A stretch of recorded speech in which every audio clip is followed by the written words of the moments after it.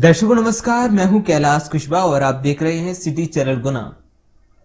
आज की मुख्य खबरों पर आगे बढ़ने से पहले एक नजर डालते हैं आज की तमाम हेडलाइंस पर। नन्ही बेटी के जन्म पर परिवारजनों द्वारा मनाई गई खुशियां, ढोल नगाड़ों बाजों के साथ गृह प्रवेश कराया गया। परिवारजनों ने झूमते गाते नन्ही परी का किया स्वागत। बेटा बेटी में भेदभाव रखने वालों के लिए मोहित कुमार खटीक एक मिसाल हैं, जिन्होंने अपनी बेटी के जन्म पर खुशियां मनाते हुए नाच गाने के साथ अपनी बेटी का गृह प्रवेश कराया। आइए आपकी मुलाकात करवाते हैं जिला महामारी विशेषज्ञ सत्येंद्र सिंह रघुवंशी से, जिन्होंने कोरोना की प्रथम लहर से लेकर आज तक अपनी सेवाएं निम्न क्षेत्रों में निरंतर दे रहे हैं। कॉन्टैक्ट ट्रेसिंग, सैंपलिंग प्रबंधन, मरीजों को अस्पताल में भर्ती कराना, जिला एवं राज्य स्तर पर समन्वय कर रिपोर्टिंग, सर्वे आदि की महत्वपूर्ण भूमिका निभाई है। कोरोना योद्धा को सोनाली सिटी चैनल सलाम करता है। जिला चिकित्सालय में 100% फेफड़ा संक्रमित व्यक्ति पूर्ण स्वस्थ हुए। नेशनल डॉक्टर्स डे पर जिले में चिकित्सकों को बधाई। समूचे देश के साथ जिले में भी कोरोना ने कहर बरपाया।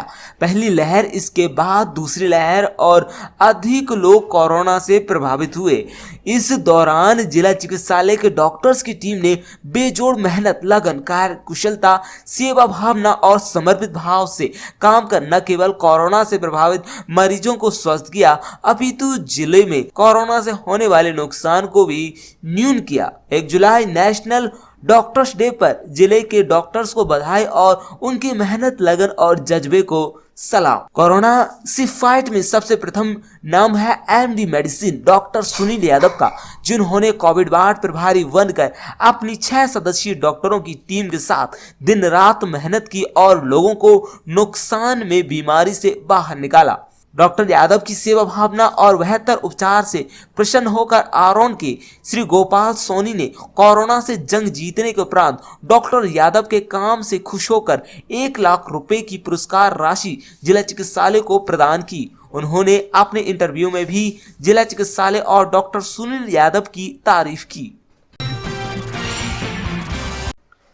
वनरक्षक एवं साथी पर लाठी लोहांगी से किया गया हमला, जब्त ट्रैक्टर छुड़ा ले गए आरोपी। वनरक्षक गुल सिंह पटेलिया ने शिकायत की है कि वे अन्य स्टाफ सरदार सिंह के साथ पहुंचकर पाटन वन परिक्षेत्र से जंगल में हकाई करते हुए ट्रैक्टर जब्त किया। इससे गुस्साए आरोपी छोटे लाल, पवन, माधो 3 भाई निवासी शेरपुर ने हमला कर दिया और ट्रैक्टर छीन ले गए। पुलिस ने आरोपियों पर शासकीय कार्य में वाधा की धारा में प्रकरण दर्ज किया है। फरियादी ने शिकायत में कहा कि आरोपी चिल्ला रहे थे कि इन्हें पत्थरों से पीट कर मार डालो। आरोपियों के हमले से वन अमला घायल हो गया।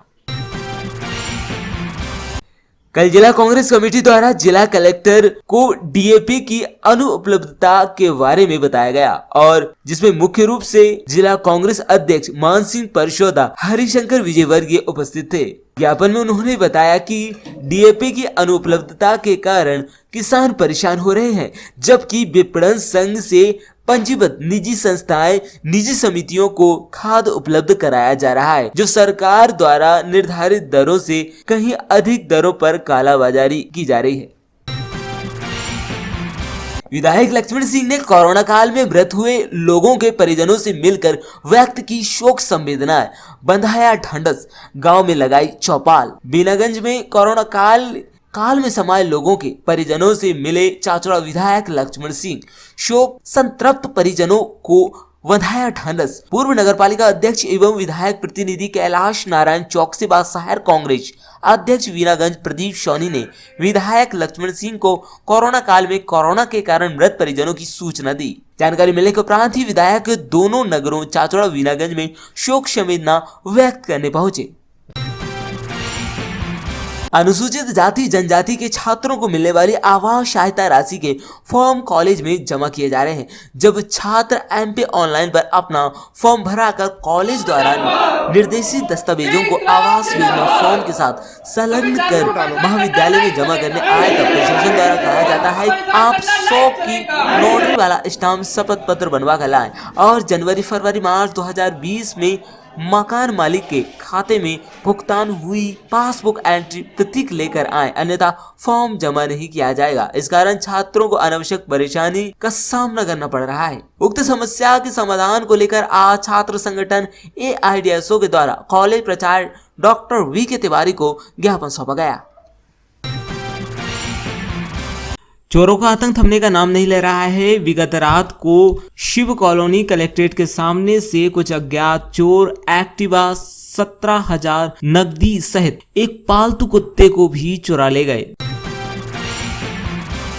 पटवारी का मोबाइल नकदी छीनने वाले 2 आरोपियों को 36 घंटे के भीतर किया गया गिरफ्तार। 27 जून को जगदीश भदौरिया पटवारी मकसूदनगढ़ अपनी मोटरसाइकिल से गुना से मकसूदनगढ़ जा रहे थे। रास्ते में 6:30 बजे जामनेर मकसूदनगढ़ के बीच में बरसात शुरू होने पर वे एक पेड़ के नीचे खड़े हो गए। इसी समय वहां लाल रंग की मोटरसाइकिल पर 3 अज्ञात लोग आए और पटवारी के साथ मारपीट कर उसका मोबाइल और 2600 रुपए छीन कर भाग गए। पुलिस ने इस मामले में 3 आरोपियों के विरुद्ध प्रकरण पंजीबद्ध कर विवेचना में लिया था।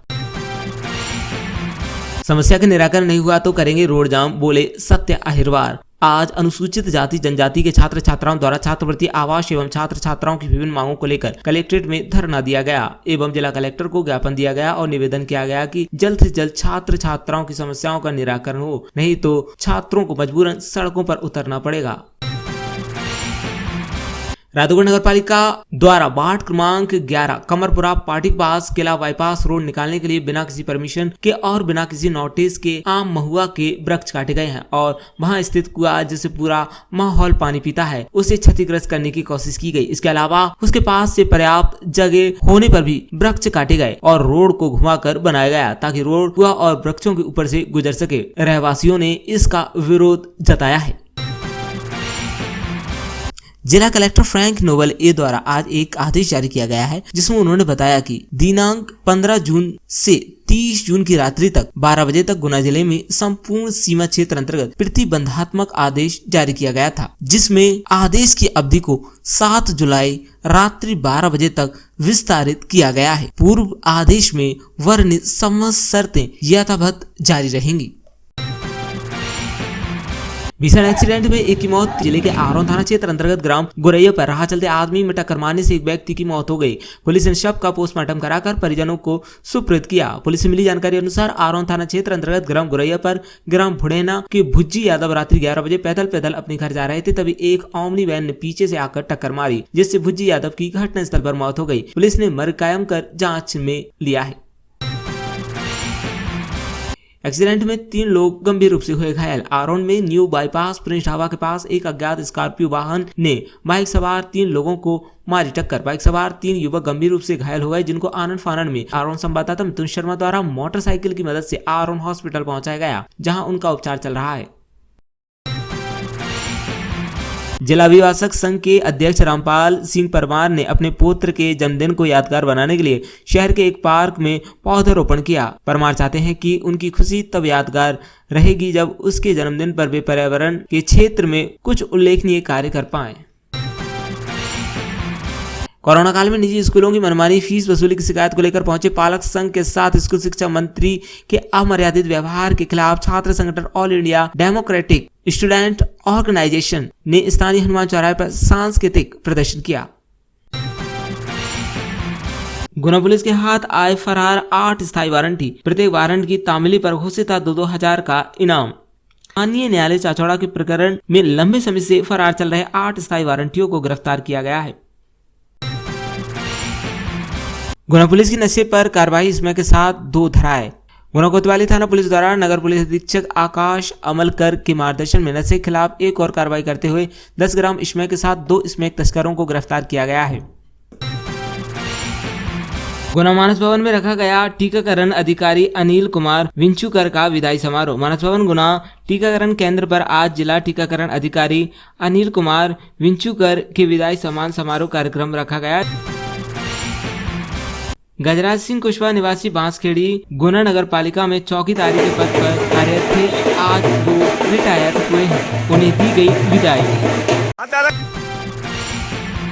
सेवानिवृत्त होने के उपरांत रामकिशन को भावभीनी विदाई दी गई। जिला जनसंपर्क विभाग में 33 वर्ष सेवा के उपरांत हुए सेवानिवृत्त। जनसंपर्क विभाग में 33 वर्ष सेवा करने के उपरांत सेवानिवृत्त हुए रामकिशन अहिरवार को कलेक्ट्रेट गुना स्थित जनसंपर्क कार्यालय में भावभीनी विदाई दी गई। पुनः परीक्षा में सम्मिलित होने के लिए विद्यार्थियों को द्वितीय अवसर। शासकीय एकलव्य आदर्श आवासीय विद्यालय गुना में कक्षा 9वीं सत्र 2020-21 के समस्त छात्र छात्राएं जिनकी कक्षा 9वीं की वार्षिक परीक्षा सत्र 2020-21 के परीक्षा परिणाम के अनुसार परीक्षा में सम्मिलित नहीं हो सके हैं, उन्हें पुनः परीक्षा में सम्मिलित हेतु द्वितीय अवसर के पात्रता प्राप्त हुई है। नन्ही बेटी के जन्म पर परिवारजनों द्वारा मनाई गई खुशियां ढोल नगाड़ों बाजों के साथ गृह प्रवेश कराया गया। परिवारजनों ने झूमते गाते नन्ही परी का किया स्वागत। बेटा बेटी में भेदभाव रखने वालों के लिए मोहित कुमार खटीक एक मिसाल हैं, जिन्होंने अपनी बेटी के जन्म पर खुशियां मनाते हुए नाच गाने के साथ अपनी बेटी का गृह प्रवेश कराया। उनके द्वारा बताया गया कि उनके परिवार में कई समय बाद बेटी का जन्म हुआ है। बेटी के जन्म के बाद उनके यहाँ खुशियों की लहर दौड़ गई। आपको बताते हैं कि मोहित कुमार खटीक इंदौर में कार्य करते हैं, वहीं रहते हैं और उनका परिवार गुना में रहता है। गुना के कैंट क्षेत्र में उनका मकान है। जब उन्होंने अपने परिवार को बेटी के जन्म की खुशी के बारे में बताया तो परिवार में खुशी की लहर दौड़ गई। आज इंदौर से गुना आने पर नाच गाने के साथ गृह प्रवेश कराया गया और मिठाइयां बांटी गईं। छोटी सी प्यारी सी नन्ही सी आई कोई परी, भोली सी न्यारी सी अच्छी सी आई कोई परी, पालने में से झूलती रही। मैं आपका मोहित कुमार खटीक। कहाँ रहते हैं आप? मैं वर्तमान में तो इंदौर में निवासरत हूँ और मेरा ये जन्मस्थली मेरी गुना है। ये कैंट में मेरा मकान है। ये बताना, ये प्रेरणा कैसे मिली आपको इस तरह से प्रोग्राम आयोजित करने की? ये प्रेरणा मेरे को इस तरीके से मिली कि जिस तरीके से बेटियों को देखा जाता है कि बेटी हो गई तो एक वजन समझा जाता है। हमारे घर में बहुत दिनों बाद बिटिया हुई, घर में इतनी खुशी हुई कि इंदौर में कोरल हॉस्पिटल में बिटिया का जन्म हुआ। उसके बाद से आज डिस्चार्ज होने के बाद गुना आगमन हुआ तो परिवार ने, आप देख ही रहे हैं किस तरीके से यहाँ सरप्राइज़ कर दिया है। एकदम बिल्कुल पूरे घर को सजा कर रखा हुआ है। सारे परिवार एकदम नाच गाने के साथ आज बिटिया रानी का बिल्कुल गृह प्रवेश कराया हुआ है। बहुत अच्छा लग रहा है। बिटिया घर पे आई बहुत सालों बाद और इतना सब कुछ देख के भी बहुत अच्छा लगा कि बिटिया के आने पर इतना सब कुछ घर वालों ने किया। बहुत शानदार लगता है। हमारे चैनल के माध्यम से क्या संदेश देना चाहेंगे? मैं आपके चैनल के माध्यम से ये संदेश देना चाहूँगा कि बिटिया अगर है तो बिटिया घर की लक्ष्मी है। ये आज मैंने खुद, जब मैं पिता बना तो ये खुद मैंने एहसास किया कि बिटिया होने की क्या खुशी होती है। कृपया बेटियों को संवारें, बेटियों को निहारें। मैं बस यही संदेश देना चाहूँगा कि बिटिया है तो घर है। अनुसूचित जाति जनजाति के छात्रों को मिलने वाली आवास सहायता राशि के फॉर्म कॉलेज में जमा किए जा रहे हैं। जब छात्र एमपी ऑनलाइन पर अपना फॉर्म भराकर कॉलेज द्वारा निर्देशित दस्तावेजों को आवास योजना फॉर्म के साथ संलग्न कर महाविद्यालय में जमा करने आए तब प्रशासन द्वारा कहा जाता है कि आप 100 की नोटरी वाला स्टाम्प शपथ पत्र बनवा कर लाएं और जनवरी फरवरी मार्च 2020 में मकान मालिक के खाते में भुगतान हुई पासबुक एंट्री प्रतीक लेकर आए, अन्यथा फॉर्म जमा नहीं किया जाएगा। इस कारण छात्रों को अनावश्यक परेशानी का सामना करना पड़ रहा है। उक्त समस्या के समाधान को लेकर आज छात्र संगठन AIDSO के द्वारा कॉलेज प्राचार्य डॉक्टर V.K. तिवारी को ज्ञापन सौंपा गया।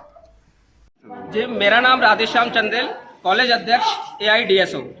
अभी आवास योजना के फॉर्म यहाँ पर जमा कराए जा रहे हैं, लेकिन कॉलेज प्रशासन द्वारा एक नियम बनाया गया कि जो छात्र 100 रुपए के स्टाम्प पर एक शपथ पत्र बनवा के लाएगा उसका फॉर्म यहाँ पर जमा किया जाएगा।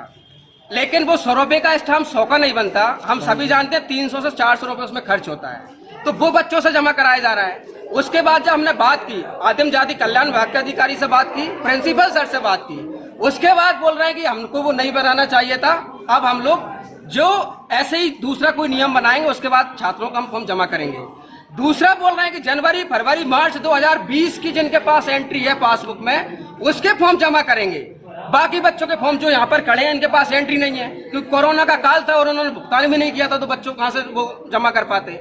अभी बच्चे सिंपल एक शपथ पत्र नोटरी के सहित लगा के दे रहे हैं मकान मालिक का कि जनवरी फरवरी मार्च का इसने मुझे जमा किया है और मुझे इसका भुगतान है, लेकिन उसे यहाँ पर मान्य नहीं किया जा रहा है, जो कि पूरी तरीके से गलत है। हम समझ रहे हैं कि जब बच्चे परेशान हो रहे थे, आप 1 साल पहले का एंट्री मांग रहे हो, आप 1 साल पहले जमा क्यों नहीं करा रहे थे? आप 1 साल लेट क्यों जमा करा रहे हैं आवास योजना के फॉर्म?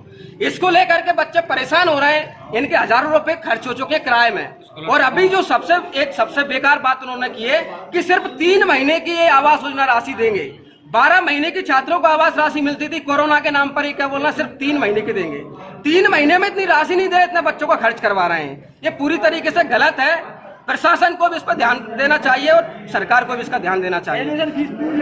और एडमिशन जो एक बच्चे मांग कर रहे हैं कि एग्जाम नहीं हुए, आप पूरी एग्जाम फीस ले ली, पढ़ाई नहीं हुई, कॉलेज की कई सारी मदों पर जो एडमिशन फीस ली गई उसका खर्च नहीं हुआ, वो आप पूरी ले रहे हो। लेकिन छात्रवृत्ति में आपने कटौती कर दी, आवास योजना पे कटौती कर दी। ये कौन सी सरकार है, ये कौन सा शासन प्रशासन? हम सवाल कर रहे हैं। हमारी मांगों को अगर नहीं माना गया, छात्रों को परेशान किया गया, तो हम इस आंदोलन को आगे और बढ़ाने के लिए बाध्य होंगे, जिसकी जिम्मेदारी कॉलेज प्रशासन की होगी और जिला प्रशासन की। रायतुगढ़ नगर पालिका द्वारा वार्ड क्रमांक 11 कमरपुरा पार्टी के पास किला बाईपास रोड निकालने के लिए बिना किसी परमिशन के और बिना किसी नोटिस के आम महुआ के वृक्ष काटे गए हैं और वहां स्थित कुआं जिससे पूरा माहौल पानी पीता है उसे क्षतिग्रस्त करने की कोशिश की गई। इसके अलावा उसके पास से पर्याप्त जगह होने पर भी वृक्ष काटे गए और रोड को घुमाकर बनाया गया ताकि रोड कुआं और वृक्षों के ऊपर से गुजर सके। रहवासियों ने इसका विरोध जताया है। बताओ,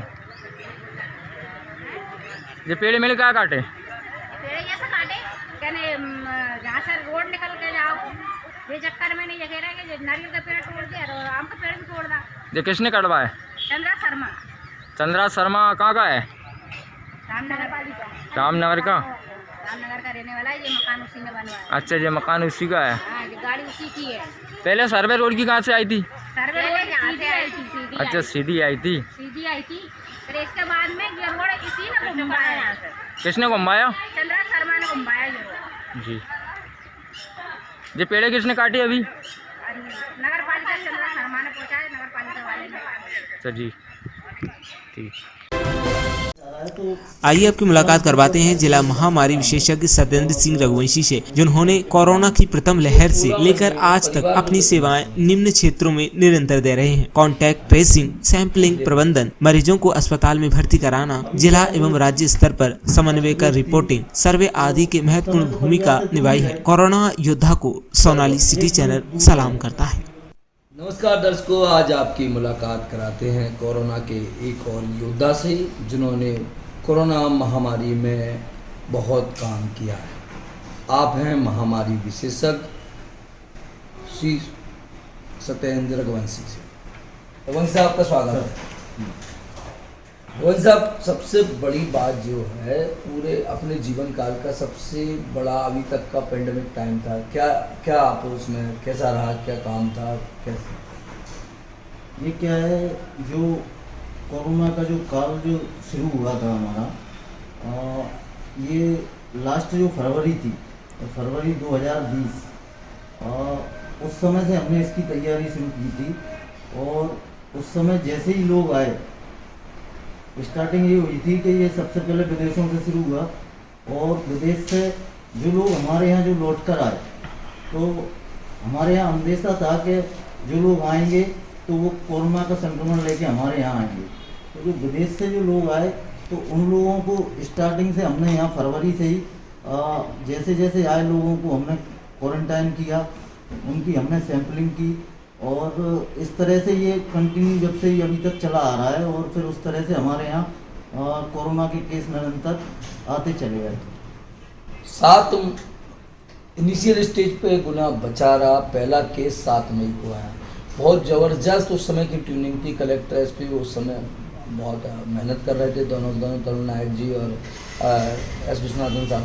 तो उस पूरी दौर की बताएं, वो शुरुआती दौर जब पूरे आसपास के जिलों में केस आ रहे थे, गुना में कोई केस नहीं। जब सब जिलों में केस आ गए थे आसपास और गुना में केस नहीं था, उस समय चूँकि जो प्रशासन ने जो उस समय से ही जो मुस्तैदी जो दिखाई थी, वो ये था कि कोई भी कहीं से भी आए हमारे ज़िले में कहीं से प्रवेश करे तो उसको हमें क्वारंटाइन करना है। तो जो पहला जो केस आया था 7 मई को, क्योंकि वो हमारे ज़िले का ही निवासी था और वो रहता वो इंदौर में था, और वो जब वहाँ से निकल के आया, आने के बाद वो जैसे ही उसने यहाँ एंटर किया हमारे ज़िले में, तो उसको ट्रैक कर लिया गया, और ट्रैक करने के बाद उसको जिला चिकित्सालय में हमने उसको क्वारंटाइन किया। क्वारंटाइन करने के बाद चूँकि जो भी बाहर से आता था हम उसकी सैंपलिंग करते थे, तो क्वारंटाइन करने के बाद जिला चिकित्सालय में हमने उसकी सैंपलिंग की और वो पॉजिटिव आया।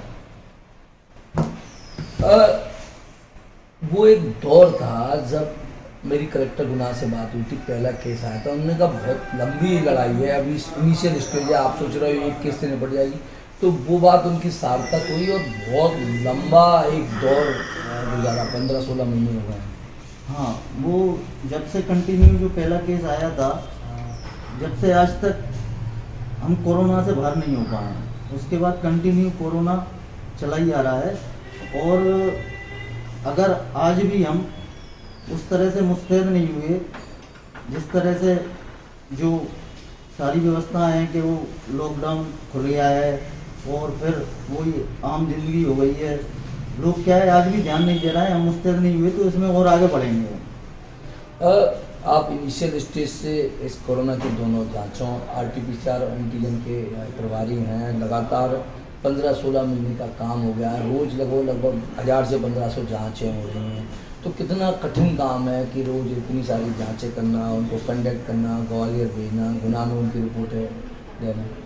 तो क्या है कि अभी जो हमारा टारगेट चल रहा है वो 1400 जांचों का टारगेट है, तो हम 100% से ऊपर हम जांचें कर रहे हैं। इसमें 1000 हमारी एंटीजन की टेस्ट हैं और 400 हमारे RT-PCR हैं जो हमें ग्वालियर भेजना होता है।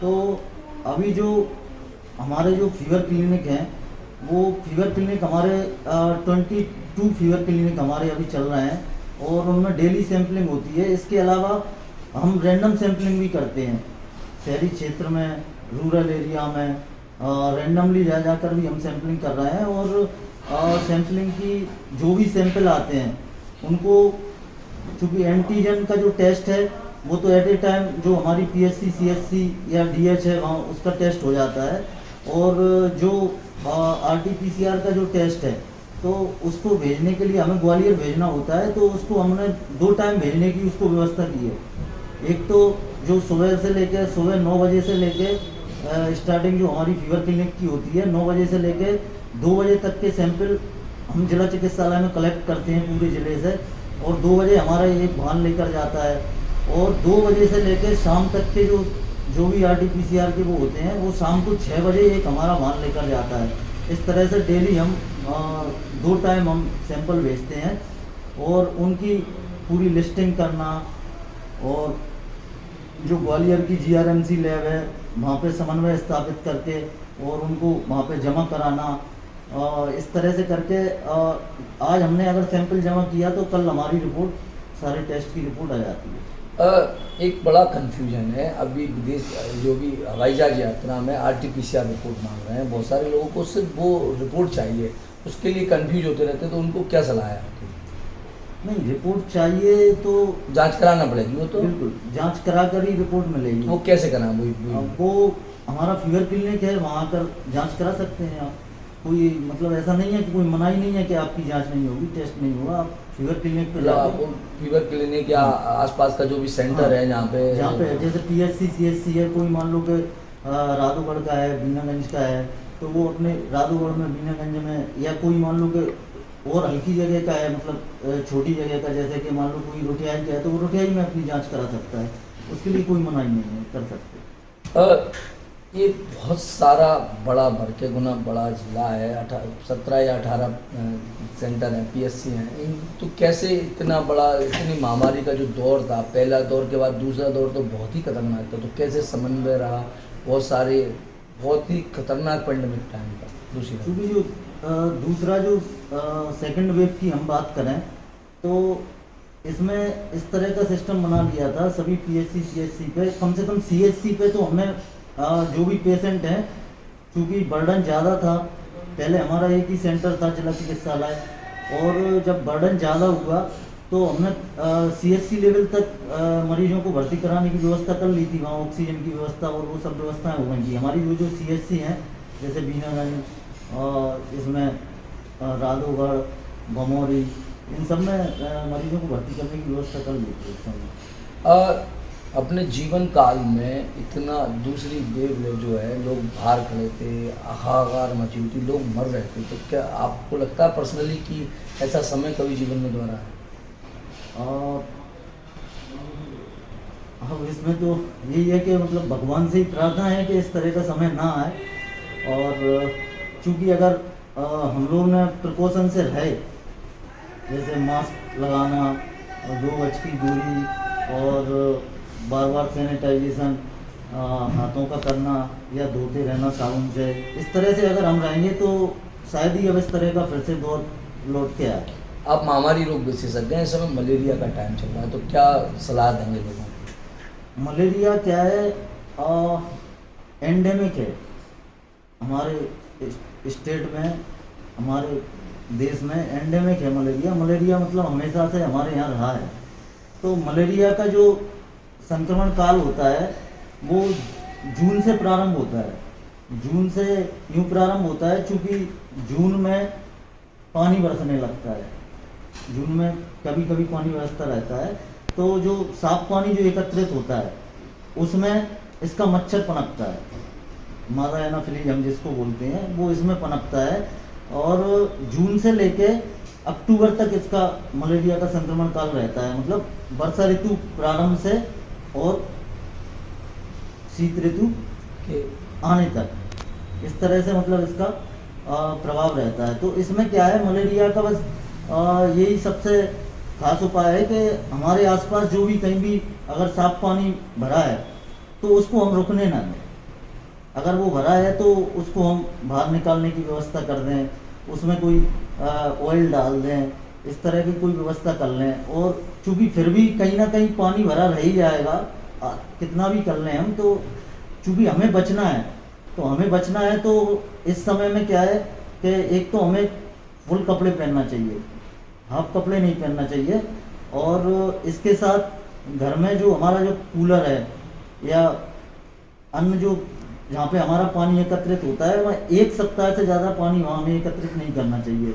इसके अलावा हमारे जो छत हैं, छत पे बहुत सारी अनुपयोगी चीज़ें पड़ी रहती हैं, टायर पड़े हैं, बाल्टी पड़ी हैं, ट्यूब पड़े हैं, कुछ भी पड़ा है, तो उनमें जो पानी भर जाता है बरसात का, तो वहाँ पे वो मच्छर पनपता है। मतलब मच्छर को पनपने के लिए पानी की चंद बूंदें ही काफ़ी हैं। तो इस तरह की अनुपयोगी सामग्री को हमें फेंक देना चाहिए। इसके अलावा जो भी हमारे घर है, अगर मान लो कि कोई व्यवस्था उस तरह की व्यवस्था नहीं है हमारे पास, तो कम से कम शाम के समय हम नीम का धुआं कर सकते हैं, नीम के पत्ती जला सकते हैं। दूसरा, हमारे जो घरों की जो जाली है, घरों में जो खिड़कियां हैं, उनमें हमें जाली लगा लेना चाहिए। तो इस तरह से हम मतलब मलेरिया से हम बच सकते हैं। पिछले 16 महीने की हमारी खुद की खबरों में 14 महीने जो है लगभग, मतलब आप मान लो 360-400 दिनों में पहली न्यूज जो रही वो कोरोना की रही। मतलब रोज रात हमारा आपसे संपर्क रहा, आपने 20-20 घंटे काम किया, तो कैसा टाइम था? क्योंकि रोज रात हमारी बात हो रही है, कभी 12 बजे, कभी 10 बजे, कभी 11 बजे, 20-20 घंटे आपने काम किया। तो वो समय तो बहुत ही टफ समय था।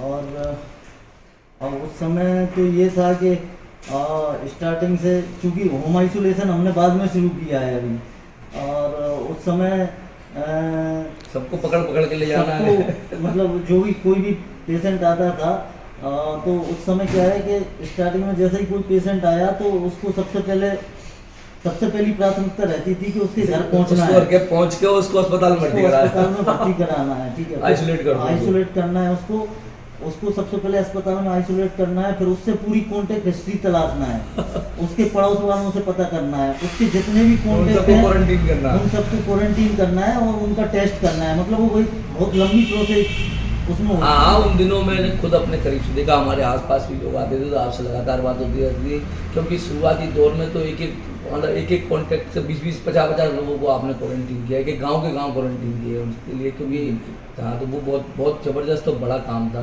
उसकी कल्पना भी बहुत बड़ी बात है। अब आगे जितनी बात पुरानी होती जाएगी और उसकी बात पुरानी होती जाएगी कि पूरे 2-2, 3-3 गाँव आप क्वारंटीन कर रहे हो। उस समय जैसे हमारा जो पहला जो अपना केस निकला था वहाँ का बापचा लहरिया का, तो उस समय उस गांव को तो किया था, उसके आसपास के 3 गांव और किए थे क्वारंटीन, और फिर उनमें कंटिन्यू होना भी 3 दिन के लिए बंद कर दिया था। उस समय कंटिन्यू 3 दिन तक उन गाँवों में 4-5 गाँव जो थे उनमें सर्वे चला था कि किसी को इस तरह का कोई सिम्टम आ रहा है क्या, लाइक जो कोरोना के जो सिम्टम है, सर्दी खांसी बुखार आ रहा है, तो उसको तुरंत मतलब आइसोलेट करना था हमें और उसकी सैंपलिंग करानी थी। पिछले 16 महीने में परिवार को कितना समय दे पाए? अभी क्या है, जो फर्स्ट वेव थी तो उस समय तो परिवार से दूर ही रहे, डर बहुत एकदम दूर रहे, और जो सेकंड जो वेव आई उसमें थोड़ा सा फ्रेंडली हो गए, वो हो गए, तो अब वो प्रिकॉशन के साथ मतलब घर में रहे। वैसे तो फर्स्ट वेव में मतलब कम से कम 5-6 महीने एकदम अलग ही रहे, बिल्कुल दूर, अपना कपड़े अलग रखना, खुद अपने कपड़े धुलना और खाना भी बाहर से ही लेना, और वो सब रहा। सेकंड वेव में थोड़े से फ्रेंडली हो गए थे, लेकिन फिर भी मतलब प्रिकॉशन के साथ रहे। अब जो उस समय का जो दौर था, जो केस आए थे, तो उस समय जो एक केस आया था हमारे यहाँ, तो मुझे टास्क दिया गया था कि जो केस है उसको तो हमने अस्पताल में एडमिट करा दिया था, और उसके अंदर फैमिली में जो लोग थे उसके अंदर घुस के जाना थी, पता करना, उसको पता करना था कि इनको रहने की केस थे। इनको रहने की व्यवस्था है कि नहीं। तो मुझे टास्क दिया गया था, तो मैं होम आइसोलेट करने की। हाँ, तो नहीं, अगर उसके घर में ये था उस समय कि अगर उसके घर में इतने मेंबर हैं और अगर सबको सेपरेट रहने की व्यवस्था नहीं है तो अस्पताल में, तो उनको अस्पताल में करना था। तो उसके घर जाकर मुझे देख कर आना था। तो उस समय बड़ी टास्क थी, बहुत बड़ी टास्क थी वो, और उनसे मैंने निवेदन किया, वो टास्क मुझे ही दी थी सर ने, तो मैंने उनसे क्या निवेदन किया, केस थे वो, मैंने कहा आपका घर देखना है, मैंने कहा अंदर आ गए, मैंने कहा आ सकता हूँ क्या मैं, तो वो बोले ठीक है आ जाओ, कोई दिक्कत नहीं है। तो मैं गया उनके घर में गया, और जैसा मैं ऊपर गया, चूँकि हमारी मीटिंग थी, मीटिंग के जस्ट बाद मतलब मुझे जाना था, तो मैं ऊपर गया और उनके घर का सब देख के, और मैं जैसे ही नीचे उतर कर आया तो सामने नीचे खड़े थे कि मतलब वो ये देखने खड़े थे कि ये गया कि नहीं। तो बड़ा गौर था। गुनाह की शिक्षा दीक्षा ही गुनाह में हुई है आपकी, तो गुनाह आपके लिए कोई नया शहर नहीं है। क्या जितना भी गुनाह ने रिएक्ट किया, और क्या संदेश आपने? और जो गुनाह हमारा क्या है, बहुत शांत और एक अच्छा मतलब एक ज़िला है जहाँ पे लोग कोऑपरेट करते हैं कंपैरेटिवली अदर डिस्ट्रिक्ट की। गुना और अशोकनगर मतलब, चूँकि अशोकनगर तो हमारा ही है, गुना से निकला हुआ है, तो यहाँ के लोग बहुत अच्छा कोऑपरेट करते हैं। तो मेरा संदेश यही है कि फिर से वो उस तरह की जो महामारी है या उस तरह की जो अव्यवस्थाएं हैं कि लोग घरों में पड़े हैं, लॉकडाउन हो रहा है, वो ना आए। तो उसके लिए हम जहाँ पे भी अपना काम कर रहे हैं, अपना वर्क प्लेस है, अपनी दुकान है, अपना ऑफिस है, और अदर कहीं हम काम कर रहे हैं जहाँ पर भी, तो वहाँ जिस तरह से कोरोना का जो प्रोटोकॉल है उसको फॉलो करते हुए हम अपना काम करें, तो मैं समझता हूँ कि हम उबर सकते हैं इससे, कोरोना से। ये थे सत्येंद्र रघुवंशी, महामारी विशेषज्ञ हैं, और इन्होंने पहले लोगों में होंगे जिन्होंने कोरोना के साथ दोस्ती कर ली। इन्होंने डर के आगे जीत है सिद्धांत के साथ काम किया, और ज़िले की जितनी भी जांचों की प्रभारी हैं, ये जितनी भी कोरोना की जांचें हुई वो पूरी सत्येंद्र रघुवंशी के देख रेख में हम इनके उज्जवल भविष्य की कामना करते हैं। नमस्कार।